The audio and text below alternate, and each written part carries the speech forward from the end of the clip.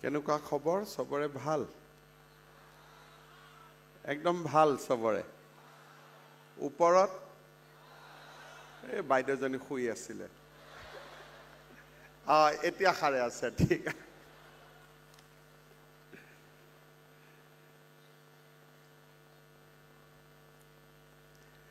আজিৰ সভাত আমাৰ মাজত উপস্থিত অসম বিধানসভাৰ সন্মানীয় অধ্যক্ষ শ্ৰী বিশ্বজিৎ দৈমাৰী ডাঙৰীয়া অসম চৰকাৰৰ শিক্ষামন্ত্ৰী ডক্টৰ ৰণোজ পেগু ডাঙৰীয়া শদিয়া সমষ্টিৰ সন্মানীয় বিধায়ক বলিন চেতিয়া ডাঙৰীয়া দেউৰী স্বায়ত্তশাসিত পৰিষদৰ chief executive member Bhairab Deori ডাঙৰীয়া অসম চৰকাৰৰ সাংস্কৃতিক বিভাগৰ প্ৰধান সচিব বি কল্যাণ চক্ৰৱৰ্তী ডাঙৰীয়া শ্ৰীমন্ত শংকৰদেৱ কলাক্ষেত্ৰ সমিতিৰ সচিব সুদৰ্শন ঠাকুৰ ডাঙৰীয়া সদৌ অসম দেউৰী ছাত্ৰ সন্থাৰ সভাপতি নীৰেণ দেউৰী ডাঙৰীয়া সাংবাদিক নৱ ঠাকুৰীয়া ডাঙৰীয়া জননেতা ভীমবৰ দেউৰীৰ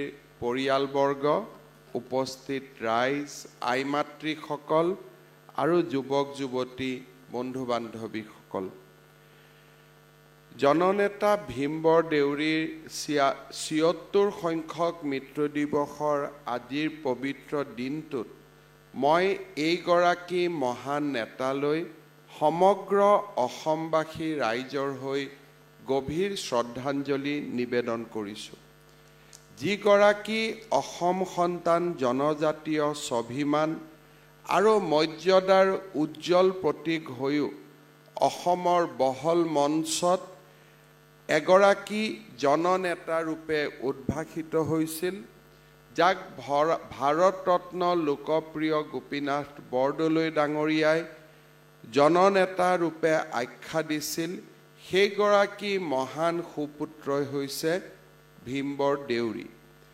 অসমক হাৰে হিমজোৱা ভালপোৱা এক শক্তিশালী ব্যক্তিত্বৰ গৰাকী আছিল ভীমবৰ দেউৰী অসমত বাস কৰা সকলো জাতি বা গোষ্ঠী সমানে আগবাঢ়ি যোৱাটো তেওঁ মনে প্ৰাণে কামনা কৰিছিল পিছপৰা জনগোষ্ঠীসমূহক ৰাজনৈতিক অধিকাৰ প্ৰদান কৰাত আৰু জনগোষ্ঠীসমূহৰ সামাজিক আৰু সাংস্কৃতিক ক্ষেত্ৰত স্বনিয়ন্ত্ৰণৰ মৰ্যাদা অক্ষুণ্ণ ৰখাত তেওঁ বিশেষ গুৰুত্ব দিছিল অসম তথা উত্তৰ পূৰ্বাঞ্চলৰ জনজাতীয় লোকসকলৰ স্বাভিমান আৰু মৰ্যাদাৰ হকে জননেতা ভীমবৰ দেউৰীয়ে যোগাই যোৱা বৰঙণি অসমৰ ইতিহাসৰ এক সোণোৱালী অধ্যায় সমগ্ৰ জীৱনজুৰি সামাজিক বৈষম্য আৰু অন্যায়ৰ বিৰুদ্ধে যুঁজ দি জনজাতীয় লোকসকলৰ লগতে অসমীয়া জাতিক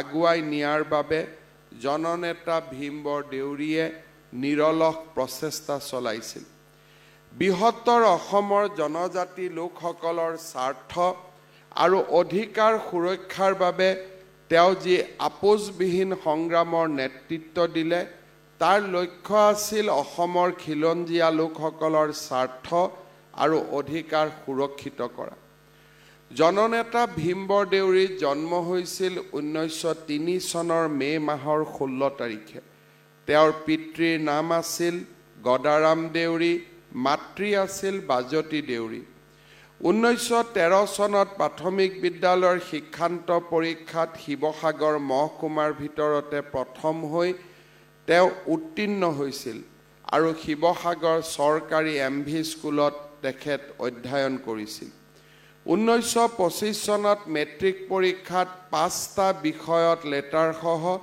প্ৰথম বিভাগত তেওঁ উত্তীৰ্ণ হৈ কটন কলেজত নামভৰ্তি কৰে আৰু দৰ্শন শাস্ত্ৰত দ্বিতীয় শ্ৰেণীৰ প্ৰথম হৈ সন্মানসহ তেওঁ BA উপাধি লাভ কৰে স্নাতক হোৱাৰ পিছত তেওঁ কলিকতাৰ ল কলেজত আইন বিষয়ৰ অধ্যয়ন কৰিছিল 1931 চনত আইন পৰীক্ষাত উত্তীৰ্ণ হৈ তেওঁ BL ডিগ্ৰী লাভ কৰিছিল 1932 চনত চাকৰি কৰাৰ মানসিকতাৰে অসম অসামৰিক সেৱাৰ পৰীক্ষা দি কৃতকাৰ্যতাৰে উত্তীৰ্ণ হয়।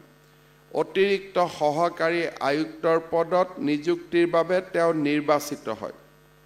সেইসমূহত অসম চৰকাৰৰ চাকৰিসমূহত পিছপৰা সম্প্ৰদায় তথা অনগ্ৰসৰ জনগোষ্ঠীসমূহ চৰকাৰী তালিকাভুক্ত হোৱা নাছিল। 1931 চনৰ আগৰ লোকপিয়লবোৰত দেউৰীসকলক পৃথকভাৱে লোকপিয়ল হোৱা নাছিল। ফলত তেওঁলোক সেই তালিকা বহিৰ্ভূত হৈয়ে ৰৈছিল আৰু যিকোনো চৰকাৰী পদৰ নিযুক্তিৰ পৰা তেওঁ বঞ্চিত হৈছিল। তালিকা বহিৰ্ভূত জনগোষ্ঠী হোৱা বাবে প্ৰতিযোগিতামূলক পৰীক্ষাত মাধ্যমেৰে নিৰ্বাচিত হোৱা স্বত্তেও ESC পদত নিযুক্তিৰ পৰা বঞ্চিত হৈ ভীমবৰদেউৰীয়ে চৰকাৰী চাকৰি নকৰিবলৈ দৃঢ় সিদ্ধান্ত লয় আৰু 1932 চনত ডিব্ৰুগড়ৰ আদালতত ওকালতি আৰম্ভ কৰে। ভীমবৰদেউৰীৰ দৰে নেতাৰ উদ্যোগত আৰু প্ৰচেষ্টাত 1933 চনৰ 17 এপ্ৰিলত নগাঁও জিলাৰ ৰহাত অসমৰ ভৈয়াম অনগ্ৰসৰ সকলো জনগোষ্ঠীৰ প্ৰথম অধিৱেশনত যাদৱ চন্দ্ৰ খাখলাৰীৰ সভাপতিত্বত অনুষ্ঠিত হয় আৰু সেই সভাতে আসাম বেকৱাৰ্ড প্লেইনছ ট্ৰাইবেল লীগৰ জন্ম হয়। পিছলৈ এই সংগঠনটো ট্ৰাইবেল লীগ হিচাপে খ্যাত হয়। যাদৱ চন্দ্ৰ খাখলাৰী ইয়াৰ সভাপতি আৰু ভীমবৰদেউৰী সাধাৰণ সম্পাদক হিচাপে বিনা প্ৰতিদ্বন্দ্বিতাৰে নিৰ্বাচিত হৈছিল। ট্ৰাইবেল লীগৰ প্ৰথম অধিৱেশন আৰু 1938 চনৰ দ্বিতীয় অধিৱেশনৰ অন্তৰ্বৰ্তীকালত লীগৰ সকলোবোৰ কাৰ্য ভীমবৰদেউৰীয়ে অকলশৰে সাধাৰণ সম্পাদক হিচাপে কৰিবলগীয়া হৈছে। ট্ৰাইবেল লীগৰ হৈ তেওঁ অনগ্ৰসৰ জনগোষ্ঠীসমূহৰ আৰ্থ সামাজিক আৰু শৈক্ষিক উন্নয়নৰ বাবে বিভিন্ন সংগত দাবীবোৰ যুক্তি আৰু তথ্যসহ অসম চৰকাৰৰ ওচৰত উত্থাপন কৰিছিল।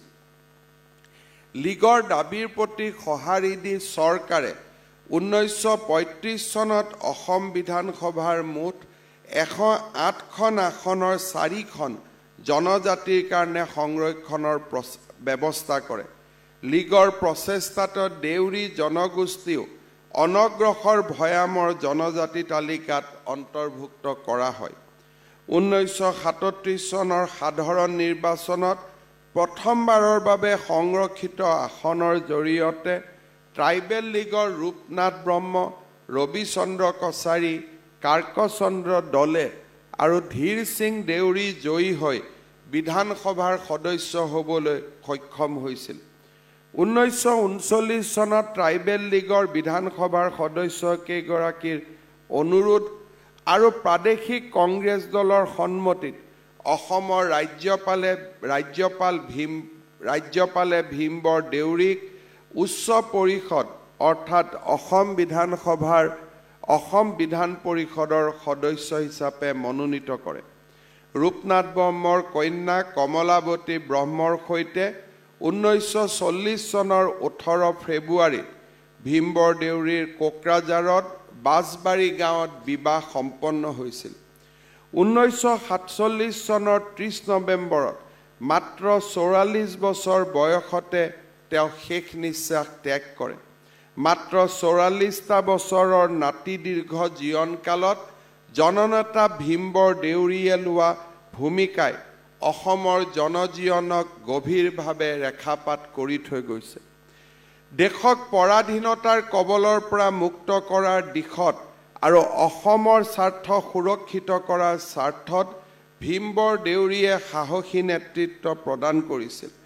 অতি প্ৰতিকূল আৰু অশান্ত ৰাজনৈতিক প্ৰেক্ষাপটৰ মাজতো ভীমবৰদেউৰীয়ে ৰাজ্যখনৰ বাবে কেইবাটাও সুদূৰ প্ৰসাৰী পদক্ষেপ গ্ৰহণ কৰিছিল। গ্ৰুপিঙৰ সময়ত তেওঁ লোৱা ভূমিকা সদায়ে স্মৰণীয় হৈ থাকিব। অসমক পূব পাকিস্তানৰ লগত অন্তৰ্ভুক্ত কৰিব বিচৰা ষড়যন্ত্ৰৰ বিৰুদ্ধে লোকপ্ৰিয় গোপীনাথ বৰদলৈয়ে যি ভূমিকা গ্ৰহণ কৰিছিল আৰু সেই ক্ষেত্ৰত যিসকল অসম হিতৈষী নেতাই তেখেতক সহযোগিতা আগবঢ়াইছিল, সেইসকলৰ ভিতৰত ভীম বৰদেউৰী আছিল অন্যতম। গোপীনাথ বৰদলৈৰ পৰামৰ্শ মতে মহেন্দ্ৰ মোহন চৌধুৰী, বিজয় চন্দ্ৰ ভাগৱতীয়ে কেবিনেট মিছনৰ সিদ্ধান্তৰ প্ৰতিবাদ কৰি মহাত্মা গান্ধীক সাক্ষাৎ কৰাৰ সময়তে ভীম বৰদেউৰীয়ে জাতীয় কংগ্ৰেছৰ নেতা জৱাহৰলাল নেহেৰু আৰু মুছলিম লীগৰ নেতা মহম্মদ আলী জিন্নাক সাক্ষাৎ কৰি কেবিনেট মিছনে লোৱা সিদ্ধান্তৰ বিৰুদ্ধে যুক্তিৰ আধাৰত তীব্ৰ প্ৰতিবাদ কৰিছিল। অসমৰ জনজাতীয় লোকসকলৰ আৰ্থ-সামাজিক বিকাশৰ বাবে জীৱনজুৰি অহোপুৰুষাৰ্থ কৰা ভীম বৰদেউৰীয়ে জাতীয় স্বাৰ্থক সদায় অগ্ৰাধিকাৰ প্ৰদান কৰিছিল। অসমবাসীক আজি এক স্বতন্ত্ৰীয়া জাতি হিচাপে থিয় কৰোৱাত ভীম বৰদেউৰীৰ অৱদান বিশেষভাৱে স্বীকাৰ কৰিব লাগিব। জাতীয় অস্তিত্বৰ স্বাৰ্থত তেওঁ সদায়ে এটা প্ৰেগমেটিজিম এপ্ৰ'চ গ্ৰহণ কৰিছিল। 1946 আৰু 1947 চনৰ সমষ্টি গঠনৰ সময়ত মুছলিম লীগ দলিত শ্ৰেণীৰ লগত ট্ৰাইবেল লীগে অনগ্ৰসৰ জনগোষ্ঠীৰ বাবে সুকীয়া নিৰ্বাচনৰ দাবী উত্থাপন কৰিছিল। কংগ্ৰেছ দলে এই দাবীৰ বিৰোধিতা কৰিছিল। ট্ৰাইবেল লীগে সুকীয়া নিৰ্বাচনত হেঁচা দি থকাৰ ফলত অসমৰ সমাজ জীৱনত তীব্ৰভাৱে বিভেদ সৃষ্টি হয়। মুছলিম লীগৰ নেতৃত্বত অসমক খণ্ডিত হৈ যোৱাৰ উপক্ৰম দেখি জাতীয় স্বাৰ্থক অগ্ৰাধিকাৰ দি ভীম বৰদেউৰীৰ নেতৃত্বত ট্ৰাইবেল লীগে সুকীয়া নিৰ্বাচনৰ পৰিৱৰ্তে যুটীয়া নিৰ্বাচনৰ দাবী গ্ৰহণ কৰে। অসমৰ এক সংকটকালত ভীম বৰদেউৰীয়ে এনে সিদ্ধান্তৰ জৰিয়তে অসমবাসীৰ স্বাৰ্থ ৰক্ষা কৰিছিল। লোকপ্ৰিয় গোপীনাথ বৰদলৈয়ে ভীম বৰদেউৰীৰ বিষয়ে এনেদৰে কৈছিল, মোৰ মনেৰে ভীম বৰদেউৰী আচলতে অসমৰ এজন জননেতা আছিল। জীৱিত অৱস্থাত তেওঁৰ বহু সহকৰ্মী আৰু অনুসৰণকাৰী আৰু ঠিক তেনেকৈ আন দলৰ তেওঁৰ প্ৰতিদ্বন্দ্বী বহু লোকে তেওঁক পূৰ্ণ মাত্ৰাই সাম্প্ৰদায়িক বা ছেকশ্যনেল নেতা হিচাপে প্ৰতিপন্ন কৰাৰ চেষ্টা কৰিছিল বা এতিয়াও কৰি আছে। কিন্তু দেউৰীক মই যিদৰে জানিছিলোঁ তাৰ পৰা মই ইয়াক ডাঠি ক'ব পাৰোঁ যে তেওঁ ট্ৰাইবেলসকলৰ নেতৃত্ব বহন কৰিলেও তেওঁ আছিল সমগ্ৰ অসমৰে নেতা। এই কথা লোকপ্ৰিয় গোপীনাথ বৰদলৈয়ে ভীম বৰদেউৰী ডাঙৰীয়াৰ বিষয়ে কৈ থৈ গৈছিল। 1938 চনৰ কামপুৰত অনুষ্ঠিত হোৱা ট্ৰাইবেল লীগৰ সন্মিলনত ভাষণ প্ৰদান কৰি ভীম বৰদেউৰীয়ে অসম আৰু অসমৰ স্বাৰ্থক অগ্ৰাধিকাৰ দি প্ৰদান কৰা ভাষণৰ পৰা ৰাজ্যখনৰ স্বাৰ্থৰ প্ৰতি তেওঁ কিমান সচেতন আছিল তাক উপলব্ধি কৰিব পাৰি। ভীম বৰদেউৰীয়ে কৈছিল, জনজাতীয়সকলে নিজৰ দুখ আৰু দুৰৱস্থাৰ কথা কওঁতে আৰু দাবীবোৰ দাঙি ধৰোঁতে এই কথা পাহৰি যাব নালাগে যে জনজাতীয়সকলো অসমীয়া জাতিৰ এটা অংগ আৰু সমূহ অসমীয়া জাতিৰ উন্নতি হ'লেহে জনজাতীয়সকলৰ অৱস্থাৰো উন্নতি হ'ব। সেইবাবে জনজাতীয়সকলৰ উদ্দেশ্য হ'ব লাগিব অসমীয়া জাতীয়তাক বলিয়ান কৰা।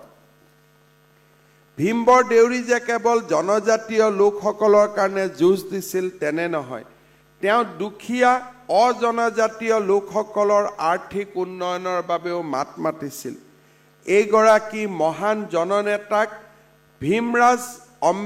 ভীমৰাজ ৰাও আম্বেদকাৰৰ লগত তুলনা কৰি পুষ্পলতা দাসে এনেদৰে লিখি থৈ গৈছিল, আম্বেদকাৰে যেনেকৈ মাহেৰ সম্প্ৰদায়ৰ জৰিয়তে সমগ্ৰ ভাৰত সমগ্ৰ বিশ্বৰে দলিত আৰু শোষিতজনক সেৱা কৰিব বিচাৰিছিল, তেনেকৈ ভীম বৰদেউৰীয়ে দেউৰী সম্প্ৰদায়ৰ জৰিয়তে অকল দেউৰী ভাই ভনীসকলৰে নহয়, গোটেই অসম, গোটেই ভাৰত, গোটেই বিশ্বৰে কল্যাণ কামনা কৰিছিল। ভীম বৰদেউৰীৰ ব্যক্তিত্ব আছিল অতুলনীয়। তেওঁৰ সামাজিক দৃষ্টি, কৰ্ম পদ্ধতি আৰু ৰাজনৈতিক চিন্তা চৰ্চাই সেই সময়ৰ বিজ্ঞ ৰাজনৈতিকসকলৰ দৃষ্টি আকৰ্ষণ কৰিছিল। 1934 চনৰ 14 জুন তাৰিখে কোকৰাঝাৰৰ ট্ৰাইবেল লীগৰ দ্বিতীয় অধিৱেশনত সেই সময়ত কংগ্ৰেছ দলৰ বিধানসভাৰ দলপতি গোপীনাথ বৰদলৈক তেওঁ আমন্ত্ৰণ কৰি লৈ গৈছিল। অসমৰ সমস্যাক তেওঁ সততে চিন্তিত আছিল আৰু এই সমস্যাসমূহ সমাধানৰ বাবে তেওঁ নিৰলস প্ৰচেষ্টা চলাইছিল।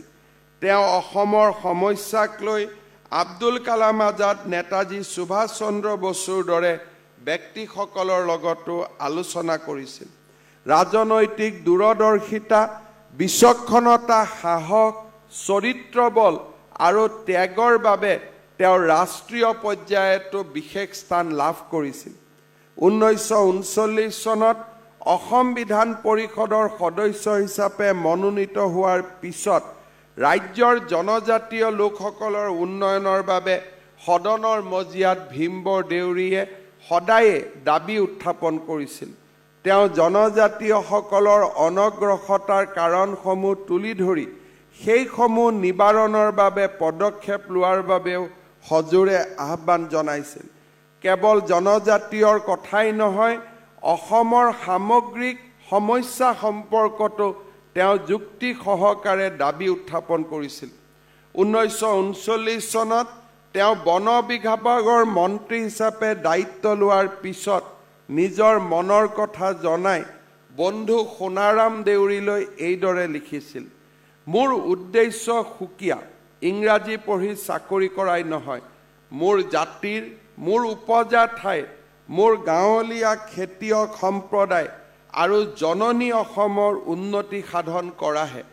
মোৰ নিজৰ নিমিত্তে শিক্ষাতকৈও মই মোৰ চৰিত্ৰ আৰু স্বাস্থ্য গঠন কৰাতহে বেছি চকু দিওঁ।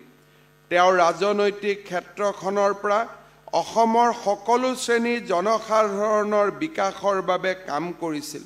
তেওঁ ৰাজনৈতিক মঞ্চত অৱতীৰ্ণ হৈছিল সমাজৰ দুখীয়া দৰিদ্ৰ শ্ৰেণীৰ জনসাধাৰণৰ আৰ্থ সামাজিক জীৱনৰ উন্নয়ন সাধনৰ বাবেহে। বিদেশী প্ৰব্ৰজনে যে অসমৰ অস্তিত্বলৈ সংকট কঢ়িয়াই আনিব, সেই কথা সেই সময়তে ভীমবৰ দেউৰী ডাঙৰীয়াই বুজি উঠিছিল। প্ৰব্ৰজনৰ বাবে ছাদুল্লা মন্ত্ৰীসভাই উৎসাহিত কৰা বুলি অভিযোগ তুলি 1940 চনৰ বিধান পৰিষদৰ বাজেট বিতৰ্কত অংশগ্ৰহণ লৈ ভীমবৰ দেউৰী ডাঙৰীয়াই কেইটামান অত্যন্ত গুৰুত্বপূৰ্ণ মন্তব্য কৰিছিল। ছাদুল্লাৰ বিষয়ে ভীমবৰ দেউৰীয়ে এনেদৰে কৈছিল: He wants to satisfy indigenous people requiring protection and at the same time provides room for settling landless immigrant population. The difficulty is that there is no end to the number of landless immigrant population. Such landless immigration are being given lands in the vast areas of different districts of Assam Valley. Their numbers, instead of dwindling, has been gradually increasing. Assam is not a charitable institution where all poor landless people of other provinces should be treated and given lands. Any government in Assam must first see to the welfare of the people inhabiting it and should not invite people from other provinces, giving them advantages which are really harmful for the people inhabiting it. অৰ্থাৎ দুখীয়াৰ নামতে বিদেশীৰ প্ৰব্ৰজন ভীমবৰ দেউৰী ডাঙৰীয়াই বিৰোধিতা কৰিছিল আৰু তেওঁ উল্লেখ কৰিছিল যে অসম এখন চেৰিটেবল ইনষ্টিটিউশ্যন নহয় যে ছাদুল্লা ডাঙৰীয়াই লাখ লাখ বিদেশী পমুৱাক আনি অসমত সংস্থাপিত কৰিব। ছাদুল্লাই একে সময়তে খিলঞ্জীয়া মানুহৰ ৰক্ষণাবেক্ষণ লাগে বুলি কৈ তেওঁলোকক সন্তুষ্ট কৰিব বিচাৰে আৰু লগত মাটিহীন পমুৱাসকলক বহুৱাবলৈ মাটিও দিব বিচাৰে। সমস্যাটো হ'ল মাটিহীন পমুৱাসকলৰ জনসংখ্যাৰ কোনো সীমা সংখ্যা নাই। এনে মাটিহীন পমুৱাক অসম উপত্যকাৰ বিভিন্ন জিলাৰ বিশাল অঞ্চলত বহুতো মাটি দি থকা হৈছে। পমুৱাসকলৰ সংখ্যা কমক চাৰি দিনক দিনে বাঢ়ি গৈ আছে। অসম এটা দাতব্য অনুষ্ঠান নহয় যে ইয়াত আন প্ৰদেশৰ মাটিহীন মানুহক চোৱা চিতি কৰি মাটি দি থকা হ'ব। যিকোনো চৰকাৰৰ প্ৰাথমিক দায়িত্ব হ'ল ইয়াৰ অধিবাসীসকলৰ কল্যাণ সাধনে। অসমৰ অধিবাসীসকলৰ বাবে অনিষ্টকাৰী ব্যৱস্থাৰে অসম চৰকাৰে অন্য প্ৰদেশৰ মানুহক নিমন্ত্ৰণ কৰি আনি সুযোগ সুবিধা দি থকা উচিত নহয়। এইদৰে ভীমবৰ দেউৰী ডাঙৰীয়াই বিদেশী প্ৰব্ৰজনৰ বিৰোধিতা কৰিছিল। ভীমবৰ দেউৰীয়ে জনজাতীয়সকলক সুৰক্ষা কৰিবলৈ লাইন পথাৰ পোষকতা কৰিছিল। সেই সময়ত মৌলানা হামিদ খান ভাছানীয়ে পমুৱা মুছলমানক জনসাধাৰণক সুৰক্ষিত কৰিবলৈ লাইন পথাৰ বিৰোধিতা কৰিছিল। 1941 চনৰ বাজেট বিতৰ্কত অংশগ্ৰহণ কৰি ভীমবৰ দেউৰীয়ে কৈছিল, লাইন প্ৰথাৰ ওপৰতে অসমীয়া জাতি আৰু জনজাতীয় ৰাইজৰ ভৱিষ্যত নিৰ্ভৰ কৰিছে। মই সজোৰে কওঁ, এই প্ৰশ্নটো পিছুৱাই ৰখা সমূলি উচিত নহয়। এই প্ৰশ্নটো তৎক্ষণাত সমাধান হ'ব লাগে। এই সংক্ৰান্তত একো ব্যৱস্থা নলৈ লক্ষ্যহীনভাৱে ভাহি গৈ থকা ছাৰ ছাদুল্লাৰ এখনৰ পিছত সিখন চৰকাৰৰ নীতিৰ কোনো ন্যায্যতা নাই। এনে কাৰ্য ব্যৱস্থাহীনতা আৰু দুধুৰ মুধুৰতাই মাথোন জাক জাক পমুৱাক উৎসাহিত কৰিব আৰু সমস্যাটো অধিক ভয়াৱহ কৰিব। জনজাতীয় ৰাইজৰ ৰক্ষণাবেক্ষণ দিবলৈ ভীমবৰ দেউৰীয়ে ট্ৰাইবেল বেল্ট আৰু ব্লকৰ দৰে দূৰদৰ্শী আঁচনিৰ কথা বিধানসভাত মজিয়াত তুলি ধৰিছিল। লোকপ্ৰিয় গোপীনাথ বৰদলৈয়ে এই প্ৰচেষ্টাক সমৰ্থন কৰিছিল আৰু লাইন প্ৰথাৰ আৰম্ভ কৰিছিল।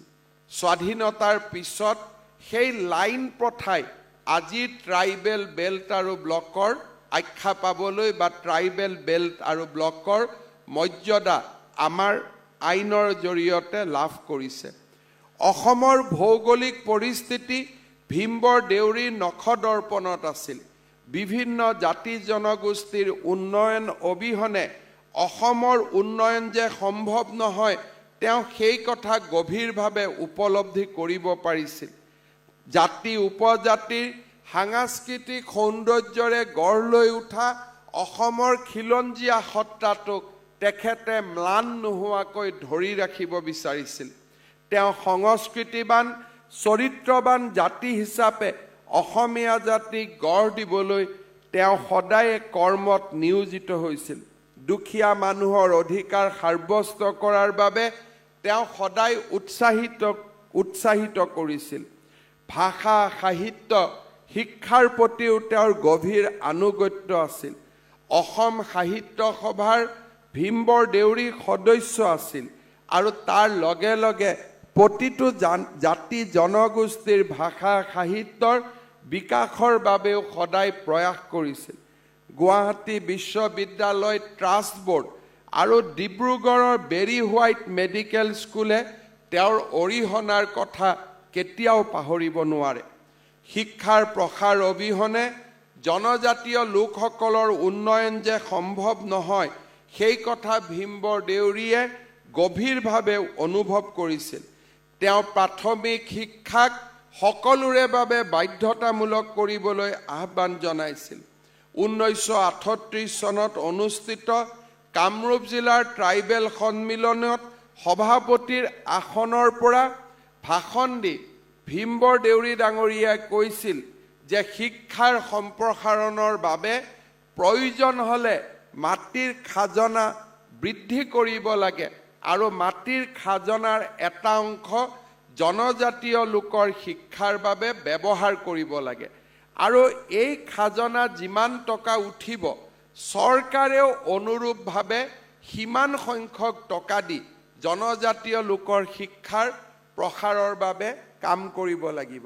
ছাদুল্লা ডাঙৰীয়াই ভীমবৰ দেউৰীৰ প্ৰস্তাৱ সেই সময়ত নাকচ কৰিছিল, কিন্তু গোপীনাথ বৰদলৈ ডাঙৰীয়াই সেই সময়ত ভীমবৰ দেউৰী ডাঙৰীয়াক জনাইছিল যে জনজাতীয় লোকৰ শিক্ষাৰ বাবে আমি মাটিৰ খাজনা তোলাৰ প্ৰয়োজন নাই জনজাতীয় লোকৰ শিক্ষাৰ বাবে মই কংগ্ৰেছ চৰকাৰ আহিলে বাজেটৰ পৰাই টকা খৰচ কৰিম আপুনি তাৰ বাবে চিন্তা কৰিব নালাগে ইমানখিনি সুসম্পৰ্ক আছিল ভীমবৰ দেউৰী আৰু লোকপ্ৰিয় গোপীনাথ বৰদলৈৰ মাজত ভীমবৰ দেউৰী ডাঙৰীয়াই সেকেন্ডাৰী আৰু উচ্চ শিক্ষা মেডিকেল এগ্ৰিকালচাৰ ইঞ্জিনিয়াৰিং আদি ব্যৱসায়মূলক শিক্ষাত পিছপৰা জনগোষ্ঠীৰ বাবে সুকীয়া ব্যৱস্থা গ্ৰহণ কৰিব লাগে বুলি তেওঁ উল্লেখ কৰিছিল তেওঁ এই কথাও সকীয়াই দিছিল যে লোকসংখ্যা অনুপাতে এইবিলাকক বৃত্তি আদি দিলেই নহব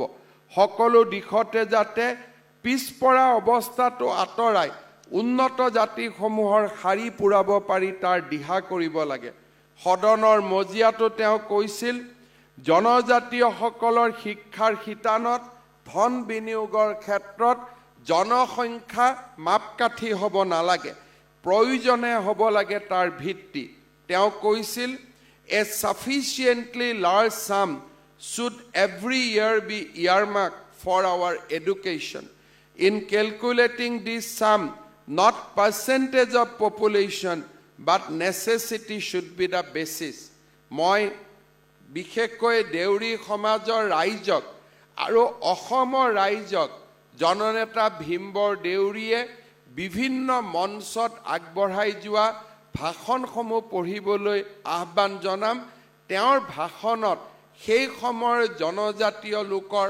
আৰ্থ-সামাজিক অৱস্থা আৰু আৰ্থ-সামাজিক অৱস্থাসমূহ উন্নয়নৰ বাবে তেওঁ যি ধৰণে দিশ আৰু পথ দেখুৱাই থৈ গৈছিল সি আজিও প্ৰাসংগিক হৈ আছে আৰু সেইসমূহ দিশ আৰু পথেৰে আমি আগবাঢ়ি গ'লে আমি জনগোষ্ঠী আৰু জনজাতীয় লোকসকলক অনগ্ৰসৰতাৰ পৰা আমি আগশাৰীৰ সমাজত স্থান দিয়াৰ পথ আমি প্ৰশস্ত কৰিম খিলঞ্জীয়া অস্তিত্ব আৰু স্ব-অধিকাৰৰ পক্ষে মাত মাতি বিদেশী প্ৰব্ৰজনৰ বিৰুদ্ধাচৰণ কৰি জাতি জনগোষ্ঠীসমূহক ঐক্যবদ্ধ কৰি তথা গ্ৰুপিঙৰ বিৰুদ্ধে নিজৰ নাতি দীৰ্ঘ জীৱনকালত জননেতা ভীমবৰ দেউৰীয়ে অসমৰ ইতিহাসত এক মচিব নোৱাৰা সাজ পেলাই থৈ গৈছে সমগ্ৰ জীৱন অসমৰ জাতি জনগোষ্ঠীৰ সৰ্বাংগীন উত্তৰণৰ বাবে আহু পুৰুষাৰ্থ কৰা এইগৰাকী মহান নেতাক জনজাতীয় নেতা হিচাপে মূল্যায়ন কৰাটো সংকীৰ্ণতাৰ পৰিচয় যথাৰ্থতে ভীমবৰ দেউৰী আছিল এগৰাকী জননেতা এগৰাকী জাতীয় নেতা যাৰ কৰ্মৰাজি আৰু অসম ভূমিলৈ তেখেতৰ অৱদান এতিয়াও উচিত মূল্যায়ন হ'বলৈ বাকী আছে এইগৰাকী সংগ্ৰামী নেতাৰ কৰ্মৰাজিৰ পূৰ্ণ অধ্যয়নেৰে তেওঁৰ অসমৰ ইতিহাসত তেওঁৰ অৱদানৰ প্ৰকৃত মূল্যাংকনৰ বাবে ৰাজ্যৰ বিদ্বৎ সমাজক আগবাঢ়ি আহিবলৈ মই পুনৰ এবাৰ আহ্বান জনাইছোঁ আজি তেখেতৰ ৭৬ সংখ্যক মৃত্যু বাৰ্ষিকীত পুনৰ এবাৰ অসমবাসী ৰাইজলৈ মই কৃতজ্ঞ অসমবাসী ৰাইজৰ হৈ জননেতা ভীমবৰ দেউৰীলৈ গভীৰ প্ৰণিপাত জনাইছোঁ আৰু আজিৰ এই সুন্দৰ অনুষ্ঠানৰ বাবে দেউৰী জনগোষ্ঠীৰ লোকসকলক পুনৰ এবাৰ মই মোৰ ধন্যবাদ আৰু অভিনন্দন জনাইছোঁ মই আশা কৰিছোঁ যে এই ধৰণে ভীমবৰ দেউৰী ডাঙৰীয়াৰ জন্ম জয়ন্তী আৰু পুণ্যতিথি আমি পালন কৰি থাকিলে তেখেতৰ কৰ্মৰাজি বহল সমাজত বিয়পি পৰিব আৰু মই বিশ্বাস কৰোঁ যে অসমৰ জনজাতীয় লোকক এক শিক্ষা সংস্কৃতি ৰাজনৈতিক অধিকাৰেৰে যি ধৰণে তেখেতে আগুৱাই লৈ যাবলৈ প্ৰচেষ্টা কৰিছিল তেওঁৰ অৱদান সদায়ে পাতক স্মৰণীয় এই অৱদানক অসমৰ দেউৰী জনগোষ্ঠীয়ে নহয় কোনো জনজাতীয় লোকে পাহৰিব নোৱাৰে অসমবাসীয়ে পাহৰিব নোৱাৰে সেইগৰাকী মহান আত্মালৈ মই মোৰ শ্ৰদ্ধা জনাই মই মোৰ বক্তব্যৰ সামৰণি মাৰিছোঁ ধন্যবাদ জয় হিন্দ বন্দে মাতৰম